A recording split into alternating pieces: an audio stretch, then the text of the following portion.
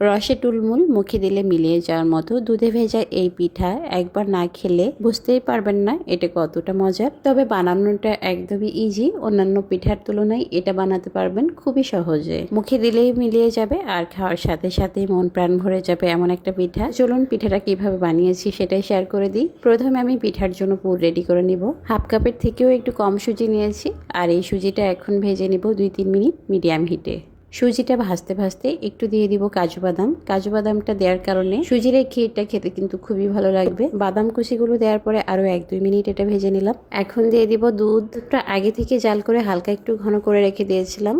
Total 2 cup দুধ দিয়ে আমি সুজিটা রান্না করেছি। আমি সুজিটা রান্না করার সময় নাড়তে নাড়তে ঘনত্ব অনুযায়ী আরও একটু দুধ অ্যাড করে দিয়েছি পরবর্তী সময়ে। তো দিয়ে দিলাম 2 টেবিল চামচ মতো চিনি। এখন হালকা একটু নাড়াচাড়া করে চিনিটা গলে গেলে দিয়ে দিব গুঁড়া দুধ। আর গুঁড়া দুধটা আমি লাস্টে দিয়েছি। আর লাস্টে দেওয়ার কারণে কিন্তু ক্ষীর থেকে খুব সুন্দর একটা অ্যারোমা বের হবে। ক্ষীরের ভিতরে মিষ্টির ব্যালেন্সটা ঠিক রাখার জন্য সামান্য 1 চিমটি লবণ দিয়ে দিলাম। ক্ষীরটা রান্না করা একদমই কমপ্লিট, তো এটা নামিয়ে নিচ্ছি। ক্ষীরের ঘনত্ব দেখে হয়তো বা বুঝতে পারছেন কতটা ঘন করেছি। আর এটা ঠান্ডা হয়ে গেলে কিন্তু আরো একটু ঘনত্ব বেড়ে যাবে। খুব বেশি আঠালো করে ক্ষীরটা রান্না করা যাবে না। আজকে যে পিঠাটা বানাবো সেটা কিন্তু ব্রেড দিয়ে, যে কোনো ব্রেড দিয়েই করা যাবে, তবে আমি মিল্ক ব্রেডটা পছন্দ করেছি আজকের রেসিপিটা বানানোর জন্য। আর এই মিল্ক ব্রেডটা আমার কিন্তু খুবই পছন্দের, একটা মিল্কি মিল্কি ঘ্রাণ আসে, আবার খেতে খুবই ভালোও লাগে। তো ব্রেডটা আমি বেলুনি দিয়ে একটু ফ্ল্যাট করে নিলাম। এরপরে দিয়ে দিলাম ক্ষীর, আর ক্ষীরটা দিয়ে আমি ফোল্ড করে হালকা একটু চেপে চেপে দিচ্ছি। দেখে হয়তো বা বুঝতে পারছেন কিভাবে এটা চেপে দিলাম। খুব ভালো মতো এটা চেপে দেওয়া হয়ে গেলে এখন পিঠার শেপ দিব। ঠিক পুলি পিঠা যেভাবে শেপ দেওয়া হয় ওভাবেই দিব। চাইলে এটা হাত দিয়ে ছিঁড়েও দিতে পারবেন, তাছাড়া এই ধরনের কেচি দিয়ে কেটে কেটেও কিন্তু খুবই সুন্দর একটা শেপ দিতে পারবেন। আর আমার কাছে এটা কেচি দিয়ে কেটে কেটে শেপ দেওয়াটা অনেক ইজি মনে হয়েছে, অনেক বেশি দ্রুত হয়েছে কাজটা। বোঝার সুবিধার জন্য আরও একটা পিঠা আমি একটু কেটে দেখাই দিই। তো সেম একইভাবে আমি সবগুলা পিঠা বানিয়ে নিব। তো প্যাকেটে যতগুলো ব্রেড ছিল সবগুলো দিয়ে আমি পিঠাগুলো বানিয়ে নিয়েছি। আর এটা বানাতে এত ইজি মনে হয়েছে যে একটার পর একটা বানাতে ইচ্ছে হচ্ছিল। আর সবগুলো পিঠা যখন বানিয়ে নিয়েছিলাম তখন দেখতেও খুবই সুন্দর লাগছিল। একে একে সবগুলো পিঠা রেডি করে নিলাম। এখন চলে যাচ্ছি পিঠার জন্য শিরা তৈরি করব। খুব ঘন একটা দুধ দিয়ে আমি পিঠার শিরাটা তৈরি করব। দেখে হয়তো বা বুঝতে পেরেছেন যে এই দুধটা কিন্তু আগে থেকে জ্বালানো ছিল, পুর দিয়ে বেশ অনেক খানিকটা সরও উঠে গিয়েছে। 2 কাপের মতো দুধ, তার সাথে দিয়ে দিলাম গুঁড়া দুধ, আর 2 টেবিল চামচ মতো আমি চিনি দিয়েছি। চিনিটা কিন্তু পরিমাণে কম দিবেন, যেহেতু পিঠার পুরটাও আমাদের চিনি দিয়ে বানানো, আবার শিরাটাও চিনি দেওয়া হবে, তাই অতিরিক্ত মাত্রায় যদি চিনি হয়ে যায় তাহলে খেতে একদমই ভালো লাগবে না।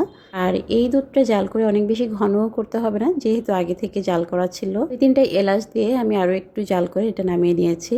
দুধের শিরাটা নামিয়ে নিয়ে অনেক বেশি ঠান্ডা করা যাবে না, জাস্ট একটু হালকা ঠান্ডা হয়ে গেলে দিয়ে দিব পিঠার উপরে। সবগুলো পিঠা আমি শিরার ভিতরে ভিজিয়ে নিব।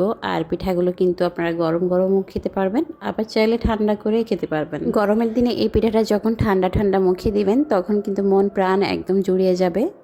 আর এখন যেহেতু পিঠার একটা সিজন, এই সিজনে কিন্তু এই পিঠাটা না খেলে একদমই চলবে না। আর বানানো এত সহজ মনে হলে কেই বা এটা না বানিয়ে বসে থাকবে। এক কথায় বলতে পারেন শীতের সিজনে এটা হচ্ছে সব থেকে রসালো অপূর্ব স্বাদের একটা পিঠা। পিঠা দেখে যতটা লোভনীয় মনে হচ্ছে, খেতে তার থেকেও বেশি মজা হবে। এটা ভিজিয়ে রেখে 5 মিনিট পরে খেতে পারবেন, কিংবা আপনারা ঠান্ডা ঠান্ডা খেতে চাইলে ফ্রিজে রেখেও খেতে পারবেন। পিঠার উপর দিয়ে যে কোনো বাদাম দিয়ে একটু ডেকোরেশন করতে পারেন, পেস্তা বাদাম, কাজু বাদাম, যে কোনো বাদাম দিয়েই করতে পারবেন। আর পিঠার এই রেসিপিটা ভালো লাগলে অবশ্যই শেয়ার করে রাখবেন। শেয়ার করে রাখলে আপনার অল থেকে হারিয়ে যাবেন, আপনি যখন বানাতে চাইবেন একবার দেখে কিন্তু বানাতে পারবেন।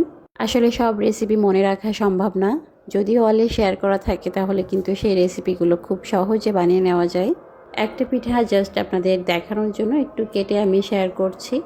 এতটাই তুলতুলে রসালো যে মুখে দিলেই মিলিয়ে যাবে। পিস খাওয়ার সাথে সাথেই যেন মুখটা ভরে যাচ্ছে কাজু বাদাম আর দুধের ঘ্রাণে। এত সুন্দর একটা পিঠা বানিয়ে কিন্তু আত্মীয় স্বজনের বাসায় পাঠাতেও পারবেন, আবার নিজেরাও এনজয় করতে পারবেন। তো এখনকার মতো বিদায় নিচ্ছি, সবাই ভালো থাকুন, আল্লাহ হাফেজ, আসসালামু আলাইকুম।